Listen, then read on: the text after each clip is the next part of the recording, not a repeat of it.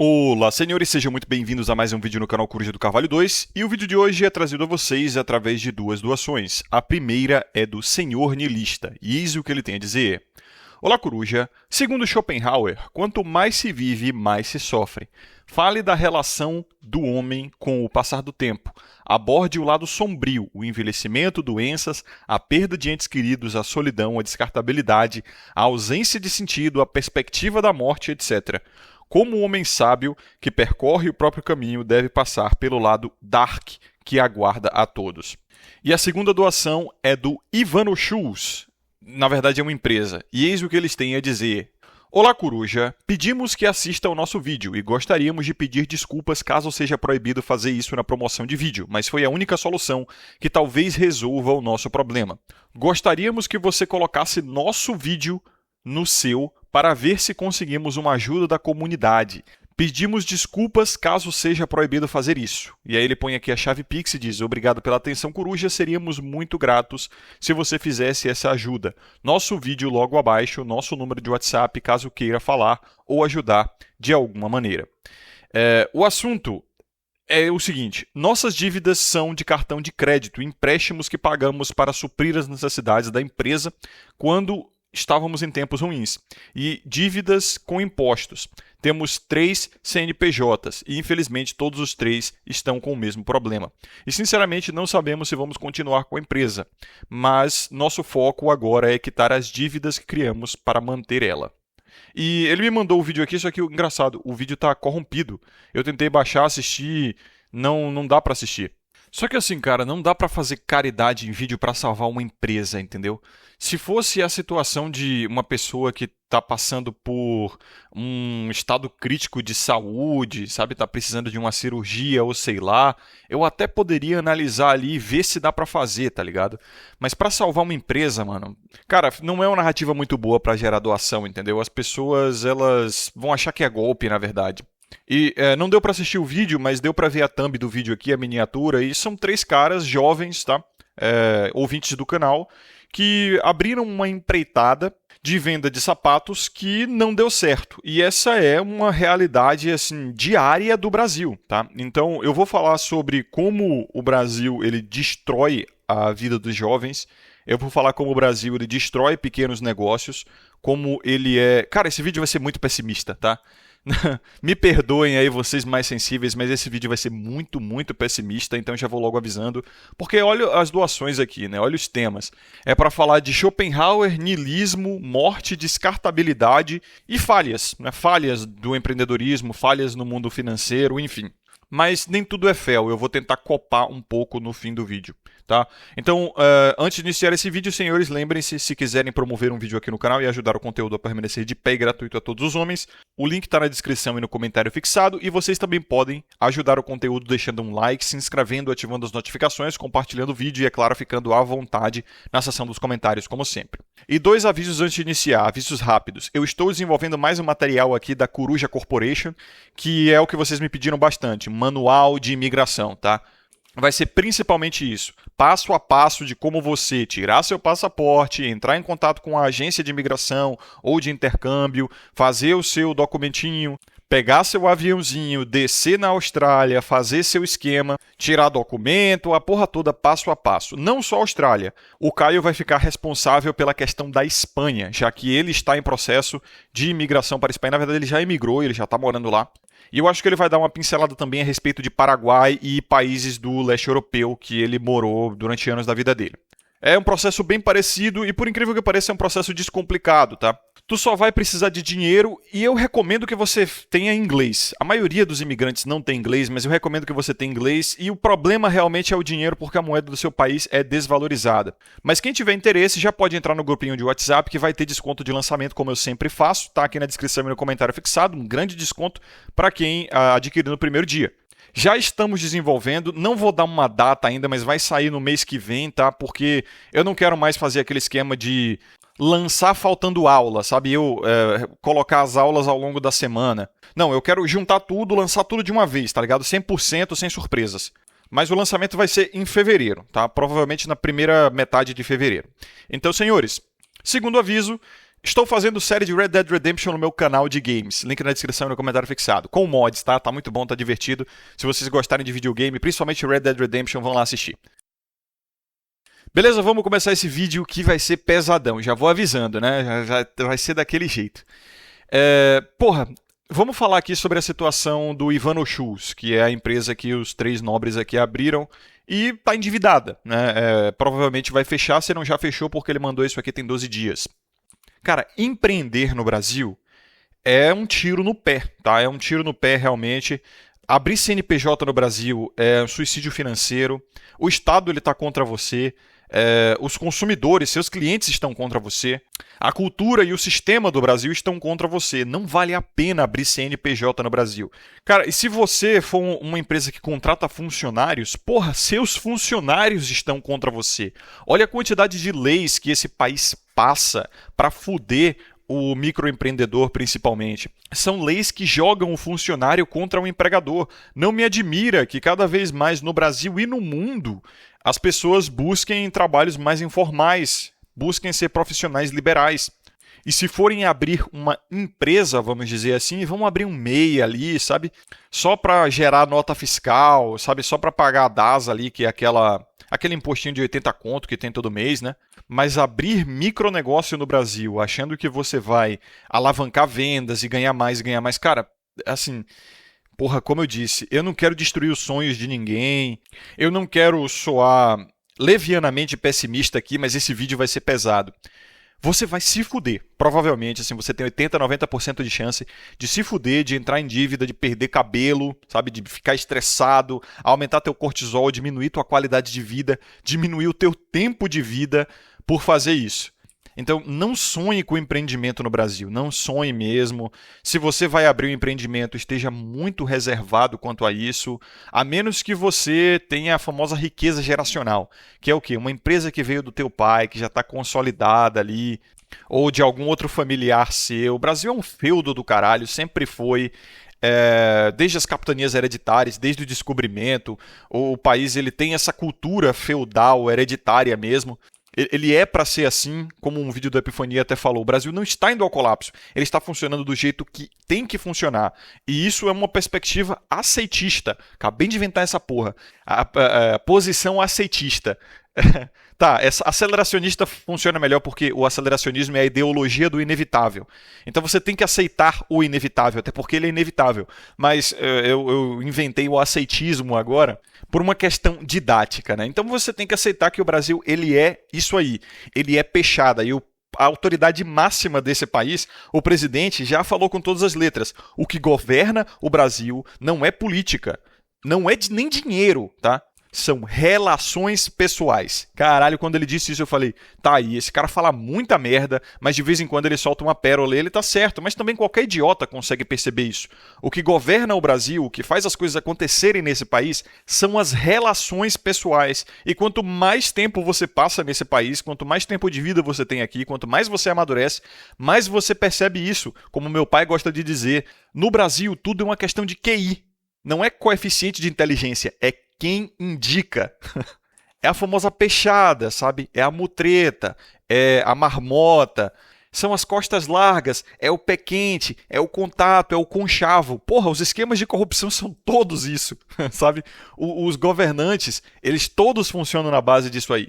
É por isso que o brasileiro, principalmente quando ele entra em contato com outras nacionalidades, com outras culturas, ele é visto como um povo muito conversador, muito gentil, muito educado, porque ele vive nessa lógica de fazer contato, tá ligado? Vive nessa lógica de network para sobreviver. Então, como o Trunks mesmo dizia, e ele era um Faria Limer que sabia muito bem essa questão numerológica, ele deu evidências muito claras do que ele trabalhava, assim, embora não tenha admitido no que ele trabalhava, mas ele deu evidências muito claras do que trabalhava, que era com contabilidade, ele mesmo dizia, com estudo de caso. Cara, a maior parte dos exemplos de sucesso que a gente vê no Brasil e no mundo, mas principalmente no Brasil, são pura sorte, cara. São pura sorte, ou talvez fontes irrastreáveis, sabe? Que no fim das contas acaba sendo sorte, porque é irrastreável, incompreensível. E de fato, você vê no Brasil, olha os jogadores de futebol, Os caras, eles tinham talento, sim, eles têm o dom e etc. Mas eles tiveram também sorte. Como o próprio Julius disse lá na série Todo Mundo Odeia o Chris, e acho que essa é a melhor definição de sorte. A sorte vem de oportunidades que você tem que estar preparado para reconhecer e para aceitar, mas às vezes essas oportunidades não acontecem, não aparecem. Você pode estar preparado e ela não chega. Assim como as oportunidades podem aparecer e você não está preparado. Então, de fato, existe uma pequena quantidade de meritocracia, sim, dessa coisa de vai e faça a sua própria sorte, mas isso é muito superestimado, tá? Não estou dizendo que não existe, mas é muito superestimado e as pessoas, elas, principalmente o brasileiro, não gostam da ideia de perder o controle, sabe? De se sentir impotente.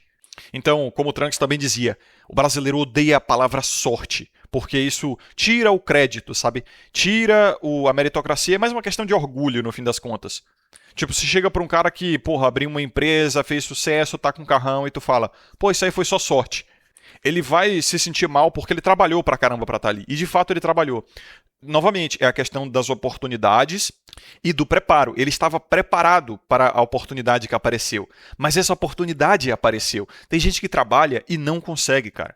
A maior parte, na verdade, do brasileiro trabalha tanto quanto, ou até mais que grandes empresários, e não consegue sair da pobreza. E é por isso que o brasileiro, e provavelmente, na verdade, com certeza isso é planejado, não é? Ele prefere a segurança do CLT, ele prefere abaixar a cabeça. É um povo que foi domesticado, de fato, ele foi treinado para ser assim, porque é um país que deliberadamente capa quem tem espírito empreendedor, sabe?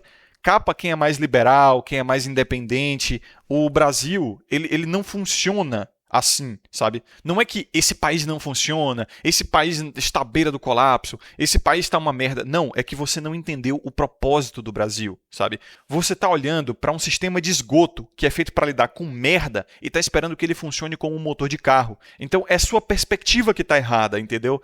A perspectiva aceleracionista ou aceitista, como eu acabei de inventar, é essa a ideologia do inevitável. Às vezes você está olhando para o sistema de forma errada, você está esperando que o mecanismo funcione de uma maneira quando na verdade ele foi projetado para fazer outra coisa. O Brasil, ele não é um motor de carro, o Brasil é um sistema de esgoto, cara. E com o propósito de processar merda, que é o propósito de um sistema de esgoto, o Brasil é uma máquina extremamente azeitada. É a melhor máquina para esse propósito que existe no mundo. É o melhor sistema de esgoto do mundo. Talvez a Índia compita muito bem, mas eu acho que o Brasil ainda fica pau a pau, não fica atrás não, sabe? Então é isso que vocês não estão percebendo.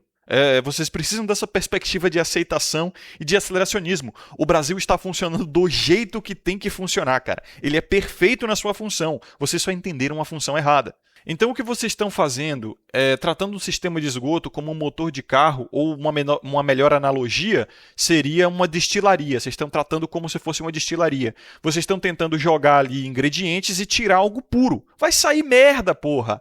Então não dá para investir no Brasil, não dá para empreender no Brasil, não dá sequer para trabalhar no Brasil, porque a cultura, o povo, o sistema, as leis, o governo, tudo é só para merda, só funciona para merda, é o objetivo esse. Então, ao Ivano Shoes aqui, a minha solidariedade à situação de vocês. Infelizmente, eu não posso botar aqui o CNPJ de vocês para doação, porque eu não conheço vocês, eu não posso promover algo que eu não sei se é golpe. Cara, no Brasil, o Brasil é cheio de golpe, cara. A Austrália também tem golpes, mas são golpes menores, entendeu? E são golpes mais bobos, do tipo e-mailzinho falso com phishing, mensagenzinha dizendo que é do Australian Post querendo pagamento seu, esse tipo de coisa que é óbvio e só cai quem é muito burro. E como o país é cheio de imigrante que acabou de chegar e é meio tapadão, esses golpistas acabam encontrando uma boa fonte de renda nisso aí, não precisam mudar e se sofisticar e vir com ideias novas, então eles ficam só nisso mesmo. Inclusive, no material que eu vou desenvolver aí, de imigração, eu vou explicar os golpes para vocês não caírem e tal. Caí em golpe aqui também. Como eu falei, né? Imigrante tapado, tá chegando, é bobão. Felizmente consegui reaver meu dinheiro, então foi de boa. Mas tem que ficar ligado nessas paradas. Mas, sinceramente, toda a minha solidariedade ao Ivano Shoes e até me comprometo, se eles quiserem entrar por e-mail, a devolver o dinheiro da doação. Porque não me faz falta. Se tá fazendo falta para os caras, eu prefiro devolver mesmo. Mas, infelizmente, nesse caso não dá para fazer uma campanha de caridade aqui. Não vou dizer não vou fazer mais para ninguém, Porque não vou dizer dessa água não beberei, né? Talvez até eu precise de caridade eventualmente.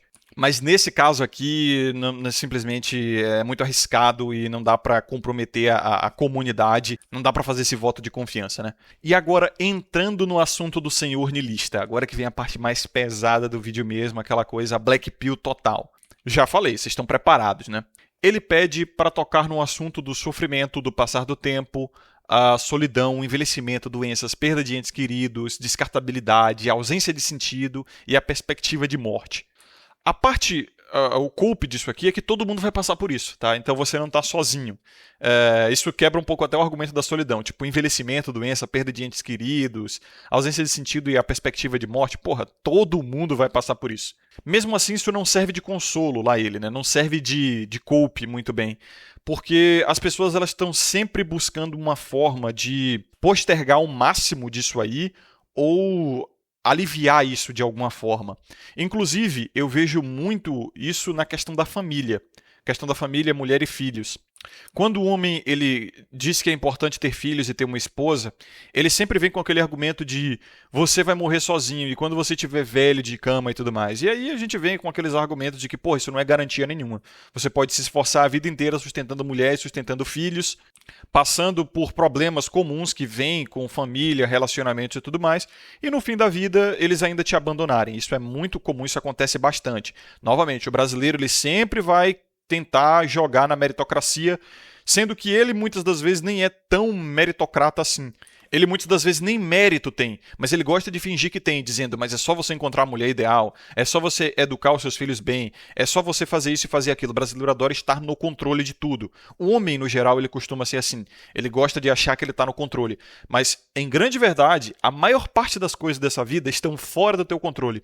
Meu irmão, nem seu corpo está 100% sob o teu controle. Nem sua mente está 100% sob o teu controle. Você pensa um monte de coisa que você não queria pensar, ansiedade, depressão, enfim, esse tipo de coisa, vem e te imobiliza e você não pode fazer. Inclusive, tem pessoas que passam por essa situação e eu sempre recomendo o Plaiter Pontes, que é o psicoterapeuta da comunidade, que ele está focando mais em caras que eles são bem-sucedidos, que eles não têm problema nenhum aparente na vida, mas eles não conseguem tomar o próximo passo. Às vezes eles querem, inclusive, migrar, sair do país, eles querem mudar de vida, eles querem empreender. Novamente, não recomendo empreender no Brasil, mas existem formas de empreender fora do Brasil, como no Paraguai, por exemplo, a gente vai falar isso no material. Mas eles ficam paralisados por medo ou por alguma ansiedade e o Plaiter está focando nisso aí. Inclusive, recomendo ele através do link na descrição e no comentário fixado, se quiserem ter acesso. Então, é engraçado. O homem, ele tenta burlar a morte. Coisa mais idiota, né? Burlar a morte com filhos. Ele se engana achando que uma parte dele vai continuar vivendo através do filho dele depois de sua morte. E isso não é real. Fora pouquíssimos exemplos de homens muito poderosos e muito influentes que conquistaram, que dominaram, que inventaram, que impuseram suas vontades na realidade objetiva e se expandiram pra caramba. A gente tem vários nomes, os nomes mais conhecidos do mundo, claro. E eles parecem muitos, mas em relação a todos os homens que já viveram, eles não são nada, tá? Então a maioria dos homens que já viveram, eles foram esquecidos em uma, duas, no máximo 3 gerações. Já dei esse relato. O meu avô, ele era um dos homens mais influentes da cidade onde eu vivi. Ele construiu grande parte da cidade. Só que ele já foi esquecido, porque os filhos dele destruíram todo o legado, todas as propriedades, venderam tudo, trocaram, sabe, perderam até por um jogo de truco. Então, o cara que olha no fundo dos seus olhos e diz que ter filho é um investimento para a posteridade, é uma forma de burlar a morte, é o mais próximo que temos da imortalidade. Cara, tu olha no fundo dos olhos dele, ele olha no fundo dos teus olhos, ele tá falando essa porra com toda a convicção. E aí você vê que ele é no máximo um soldado do exército industrial de reserva, como eu gosto de chamar. Ele não é um cara influente, ele não é um homem poderoso, ele não é um influenciador. Quando eu digo influenciador, não lembrem de influenciadores de internet como eu, por exemplo. Inclusive, entrando até nesse assunto, cara, influenciadores de internet conseguem ser mais influentes do que pais de família hoje em dia. Veja o que está acontecendo em Portugal. Eu, inclusive, morei com um português aqui na Austrália e ele estava falando justamente isso. Que jovens portugueses estavam perdendo o dialeto, perdendo o sotaque português e falando com sotaque brasileiro e usando gírias brasileiras porque estavam assistindo influenciadores brasileiros demais. E os boomers e o geração X, as gerações mais antigas de Portugal, estavam ficando putas com isso, porque esses próprios pais estavam perdendo influência para a internet. Então, cara, hoje o Felipe Neto, Lucas Neto, que outros aí? Eu não conheço influenciadores da geração Alpha, nem da geração Z, na verdade. Caralho, se pá, até eu devo ter mais influência do que o pai moderno. Então, o soldado do Exército Industrial de Reserva, ele é um cara que mora num apartamento, ele vai ter um carrinho ali, ele vai ter talvez uma empresa, ou ele vai ter um cargo público, um CLT que ganha até bem. Porque para o cara ser pai, se ele tiver uma certa idade, geralmente são gerações X e Boomer que falam isso, pelo menos para mim, tá? Que eu já ouvi os caras falando. Eles já têm a vida bem estruturada, mas eles não são detentores de terras, entendeu? Eles não são senhores feudais do estado corporativo. Porra, quem faz isso é a elite. A elite é que cria normas, é que cria regras, é que cria moda, que influencia a sociedade de fato. O Trunks explicou muito bem como é que é o fluxograma hierárquico da sociedade, tá? São modas que começam ali na classe A, na elite, e depois de alguns meses você vai ver acontecendo na classe D, sendo repetidos, principalmente por mulheres, tá? Que são mulheres que adoram, hoje em dia, por conta do ginocentrismo, é claro, elas criam mais moda, elas são mais influentes.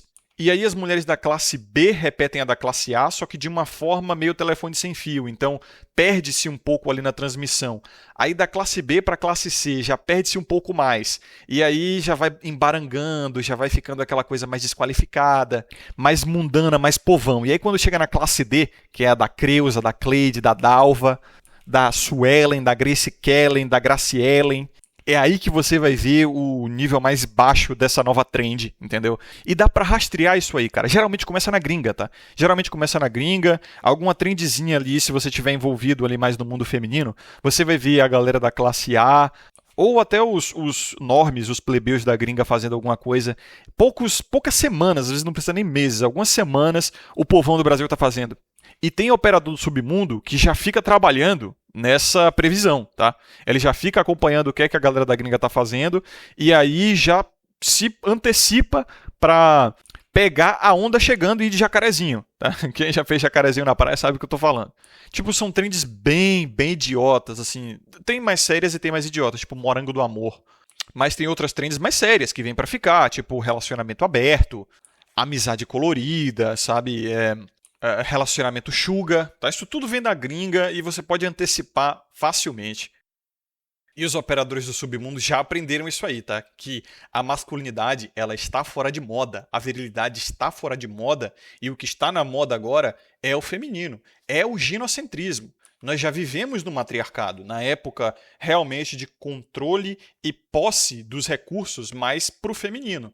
É só você ver em qualquer indústria, sabe? Quase todas as indústrias aí, quase toda a economia, ela é mais consumida por mulheres, mas é mais gerida por homens. Então é uma long house society, né? É uma sociedade de casa longa, como eu mandei vocês estudarem no vídeo anterior. Mandei não, né? Sugeri.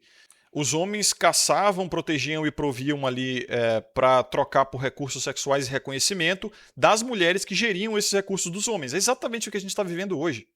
Não tem mais esse caso de o homem ele constrói, ele provém, ele protege, mas ele controla exatamente cada moeda, cada recurso, cada grama daquilo que ele oferece para seus filhos e para suas mulheres.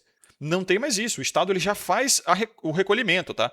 Tu ganha teu dinheiro, na fonte ele mete a mão numa parte e dá para as mulheres, automaticamente. Isso aí é sociedade de casa longa, assim, sem tirar nem pôr. Era exatamente assim que funcionava. E é por isso que eu falo tanto de mulher. É por isso que me criticam, ficam falando assim, Curi só fala de mulher. Ele é o verdadeiro ginocêntrico, porque ele não tira a mulher da cabeça. Porra, estou evidenciando o ginocentrismo. E para mim, essa é a minha perspectiva, é o verdadeiro motor do mundo. Todos esses acontecimentos políticos, sociais, culturais, todos eles podem ser diretamente ligados e derivados ao ginocentrismo, à mulher. E é por isso que eu vou falar aqui sobre como as mulheres estão realmente vivendo e como isso está sendo funcional para a vida delas, disfuncional para os homens que não estão agindo da mesma forma, porque elas estão se adaptando e elas descobriram. Os agentes do submundo já descobriram. os empresários já descobriram, a política, os governos e governantes já descobriram que a masculinidade e a virilidade está fora de moda já há décadas. Alguns homens não estão conseguindo abrir mão disso, não estão conseguindo admitir isso e se adaptar em relação a isso. Mas a grande verdade é que a feminilidade já venceu, sabe? O modo de vida mais feminino. Vamos lá. Então, o mundo hiperurbano, sabe, megalopólico, o que a gente vive hoje, ele, até no Brasil, o Brasil não é um país muito bem urbanizado, industrializado, mas ele bebe muito de países que são assim e repete esses padrões, e eu acho que esse é o pior problema do Brasil. É um país de caipira, basicamente a economia caipira, uma cultura caipira, não é industrializado, tem poucas megalópolis, tem poucas cidades grandes realmente, mas quer repetir cultura de país de primeiro mundo. É tipo o pobre soberbo, sabe? É tipo a Rochelle do Todo Mundo Odeia o Chris. Mora no gueto, tem uma cultura baixíssima, é mal educada, mas quer participar do João e Maria. Né? Quer participar daquelas comunidades de negros ricos, bem-sucedidos. E aí fica nessa de, não é país subdesenvolvido, não é país de terceiro mundo. É país emergente. Por 500 anos de imersão? 500 anos e não emergiu? Porra, não vai pra lugar nenhum, que se foda esse país. Mas enfim, eu vejo muitos homens tentando buscar propósito no mundo de hoje, no mundo hiperglobalizado, da forma que homens do passado buscavam propósito. Homens realmente conservadores, homens que não tinham outra opção senão ser conservadores, senão ser tradicionais. De fato, a macharada tá batendo cabeça pra caramba pra se adaptar ao mundo moderno. Coisa que as mulheres não só fizeram, como incitaram, elas que trouxeram a modernidade. Geralmente é a mulher que faz isso até dentro do relacionamento. Ela que gosta mais de moda, ela que quer mudar os móveis da casa a cada 5 anos, ela que quer trocar de carro a cada 5 anos ou até antes. Enquanto o homem ele vai ter o carro dele durante décadas. Ele vai mudar os móveis dele só se quebrar e antes disso ele vai remendar pra cacete. Então, por esses motivos também é que hoje vivemos no mundo feminino, porque as mulheres estão se adaptando muito mais rápido. Isso é um elogio a elas. Eu queria que os homens fossem assim, mas infelizmente eles estão lentões. Então, como é que elas estão lidando com o envelhecimento, por exemplo? Meu irmão, caindo na faca firme. E olha que o envelhecimento é um nerf gigantesco na mulher, tá? É um nerf gigantesco, assim, vem pra quebrar. Cronos é brutal com elas, mais brutal do que com os homens. Então foda-se, elas metem aí o cyberpunk total. Cai na faca, procedimento estético. Se elas pudessem mudar, assim, botar realmente implantes, cyberimplantes, igual no cyberpunk, elas fariam. E fazem. Como é o caso de silicone, botox, tirar costela, sugar tal parte do corpo, cortar tal parte do corpo, não estão nem aí. E elas, inclusive, vão ser, como já são, as que estão trazendo o cyberpunk real, distópico mesmo, com os cyberimplantes, tá? E wearables e tudo mais. Doenças, como é que elas lidam com doenças? Elas têm uma expectativa de vida maior, mesmo tendo índices de testosterona muito menores, e a testosterona é o que fortalece mais o sistema imunológico. Então o homem, ao longo da história, sempre teve a expectativa de vida natural, se não morresse, obviamente, por guerras ou acidentes, que geralmente acontecia mais, mas naturalmente o homem sempre teve a expectativa de vida maior que a da mulher, tá? 5 anos até, em média. Por conta da testo, mas hoje as mulheres conseguem ter expectativa de vida 5 a 10 anos maior que a dos homens. Então elas passaram o limite natural e ainda botaram mais uns anos à frente, de vantagem. Então assim, quando elas estão sentindo alguma coisa, elas vão direto no médico, apelam para a medicina aleopática mesmo. Para as mulheres, elas mesmas, a saúde delas é prioridade. Para o homem, a saúde deles não é tão prioridade assim. Muitas das vezes, ganhar dinheiro, trabalho e sustentar e cumprir o seu papel, ser o fodão, é mais prioridade do que a própria saúde.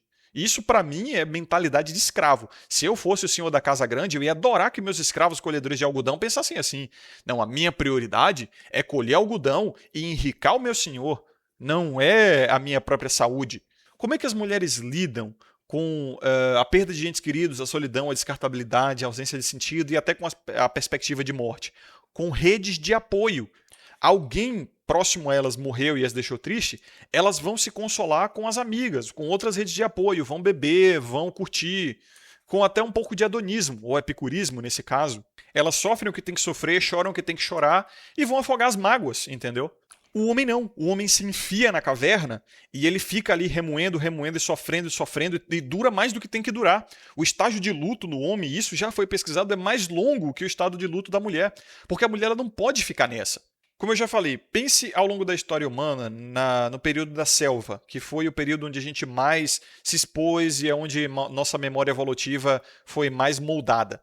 Se a mulher tivesse um homem ali para cuidar dela, sendo ele o, entre aspas, marido dela, porque não tinha casamento naquela época, digo assim, o pai dos filhos dela que provia e protegia e tal. Se esse homem morresse em combate ou em trabalho, enfim, fosse até mesmo assassinado por um outro homem na frente dela, ele provavelmente passaria os filhos homens dela também e levaria ela como espólio de guerra. O que é que ela poderia fazer, cara? Ela ia ter que se submeter a esse homem mais poderoso se quisesse sobreviver e passar sua genética adiante, ter filhos com esse homem poderoso e até tratar ele como seu novo marido. É por isso que é muito frequente, é até ancestral essa ideia da mulher, isso a gente vai ver inclusive em muitos... Naquele livro da Nancy Friday que eu falei pra vocês, O Meu Jardim Secreto, onde ela entrevistou várias mulheres dos Estados Unidos a respeito das fantasias sexuais mais íntimas delas. E era muito frequente que surgia fantasias sexuais onde um homem mais forte vinha, dominava o marido dela ou até matava o marido dela e tomava ela ali à força. Não estou falando isso com um tom de julgamento, meu Deus, isso é satânico, isso é babilônico, isso é brutal e não sei o quê. De fato é, mas de qualquer forma, isso, eu estou indo além disso. Então, o que um maridinho quer, o que um homem quer é que as mulheres elas reconheçam o sacrifício deles, a morte deles, chorem por eles durante anos, durante décadas. Mas isso é tão ridículo que não consegue nem ser representado arquetipicamente na fantasia. Nem na fantasia isso cola. A gente não lembra de filmes de mulheres que perderam seus maridos e sofreram décadas por isso e criaram arcos de vingança por conta disso. Como a gente tem diversos filmes masculinos que fazem isso, que usam esse arquétipo do marido ferido e vingativo pela morte da esposa e da família, como o Justiceiro, John Wick, o Corvo. Então isso não é natural da mulher, isso não é nem arquetípico, não dá nem para usar na fantasia. E olha que a fantasia tem uma liberdade lúdica, criativa ali gigantesca. Mas até quando isso não vende, até quando as pessoas assistem uma porra dessa na fantasia, elas olham assim e falam, porra, não faz sentido, né? Isso não casa com o nosso conhecimento instintivo, ancestral do que é ser mulher. Então, como é que as mulheres lidam com perdas de entes queridos, cara? Elas sofrem o que tem que sofrer, honram ali as pessoas que elas gostam, mas rapidamente elas se consolam, sabe? Vão para redes de apoio. A mesma coisa para solidão, descartabilidade, ausência de sentido na vida. O homem ele fica, parece que querendo sempre mais e mais sacrifício, mais dor, mais sentido. Quando para as mulheres a própria vida já é o sentido. A experiência já é o próprio sentido. Tipo, a solidão. As pessoas entendem muito mal o que é solidão e confundem frequentemente solidão com solitude e solitude com solidão. Porque assim, sozinho você sempre esteve e você sempre vai estar. E nesse meio tempo entre nascer e morrer, você faz isso tudo sozinho, tá? E o reconhecimento disso é a solitude. Você sempre esteve sozinho e você sempre vai estar. E você tem que aprender a lidar com isso. Não é solidão. Solidão é uma sensação. Solitude é um estado. Não tem jeito. Você sempre esteve sozinho. E eu não estou falando sozinho do tipo isolado. Você pode morar em cidades grandes e estar sempre com alguém por perto. Ou você pode ter uma ideologia, um grupo, uma comunidade de pessoas que pensam como você. Mas essa ideia de conexão e compatibilidade geralmente são idealizações e que se você se apegar vão ser uma altura muito grande só para a queda inevitável que vai ser maior. Então a solitude não é nada além da admissão e da aceitação de um estado natural do ser humano. As mulheres lidam com isso com redes de apoio. Claro, elas têm uma facilidade muito maior com essa questão. Elas têm as amigas, que geralmente são falsas, né? Mas ainda assim elas conseguem desligar, até ignorar deliberadamente, sabe? Seletivamente esse fato da falsidade só para se beneficiar ali da comunhãozinha e da conexão boba, geralmente é boba, né, que elas têm com as amigas.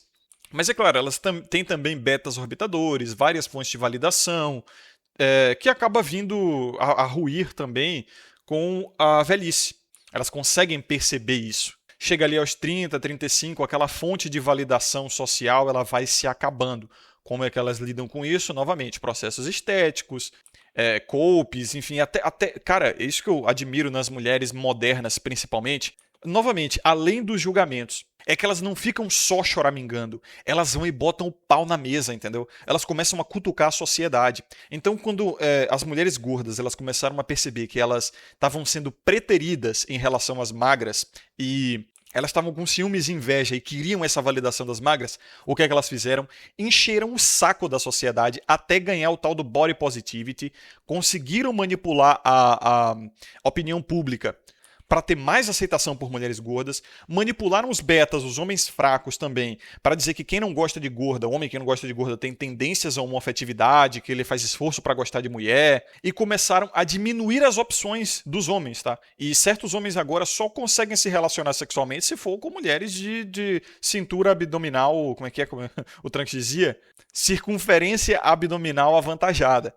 Aí, é claro, vocês podem dizer, mas elas tiveram a ajuda das grandes corporações, elas tiveram a ajuda da indústria alimentícia, que quer fazer as pessoas engordarem, da medicina aleopática, da mídia, né? A mídia controlada pela galerinha que você já conhece. Sim, com certeza, não nego isso, tá? Na verdade, isso é mais mérito dessas fontes aí do que delas, mas tem um mérito delas ali também, entendeu?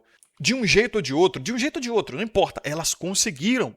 Enquanto isso, você, homem, vai ter que entrar no shape se quiser conseguir comer uma gostosinha, tá? E olhe lá, porque essas gostosinhas já não estão mais se impressionando com isso, tá? Geralmente o cara que entra no shape, você vai ver, ele vai chamar mais atenção de mulheres mais velhas, que são mais facilmente impressionáveis e também já estão fora do seu auge sexual, ou então de homens que gostam de homens.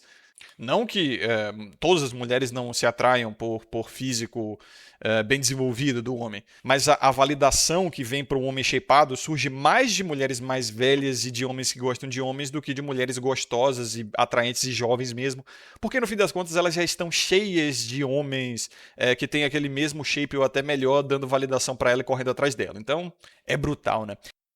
E como é que as mulheres lidam com a ausência de sentido e a perspectiva de morte, cara? Porra, elas nem pensam nisso. Elas ignoram. E assim, eu acho que, não sei se é deliberadamente ou se é inconscientemente, mas a mulher, ela vai achar que é um papo mórbido esse daí, sabe? Tu consegue chegar para um outro homem e filosofar a respeito da perspectiva de morte, da ausência de sentido, do niilismo. Se você chegar para uma mulher intelectualizada como ela for, ela talvez, se ela for mais intelectual, ela vai aguentar ali até a página 2, como diz o Felipe Pondé. O Luiz Felipe Pondé, né? Ela aguenta até a página 2, a página 3. Uns 10, 15 minutos de prosa a respeito disso, mas depois ela vai cansar, cara, porque isso não é palpável para elas, entendeu? O homem é que fica com essas coisas aposteriorísticas que, no fim das contas, são inevitáveis. Você pode filosofar o quanto você quiser, você pode bater cabeça, desperdiçar o seu tempo e o seu latim o quanto você quiser. A morte e a ausência de sentido vão chegar para você mais cedo ou mais tarde. Então é uma perda de energia do caralho falar disso. O que você pode fazer é o que você já está fazendo aqui. E essa é uma obrigação, é uma necessidade, é uma imposição natural. Então, a própria cabeça da mulher nem consegue entender isso aí, sabe? Ela vai olhar pra você e vai falar, tá, mas e aí, você vai morrer de qualquer forma? Por que vai ficar falando disso? Sabe, morrer ou não morrer, falta de sentido, presença de sentido, porra, tu vai ter que trabalhar amanhã, entendeu?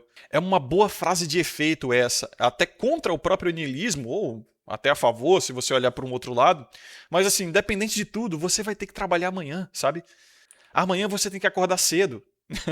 Então, meu irmão, repito a vocês. Ai, por que o Coruja só fala de mulher? Ai, porque num assunto de filosofia, num assunto de sociedade, num assunto que não tem nada a ver com mulher, ele traz mulher. Justamente por isso, meu parceiro. Elas estão vivendo muito melhor.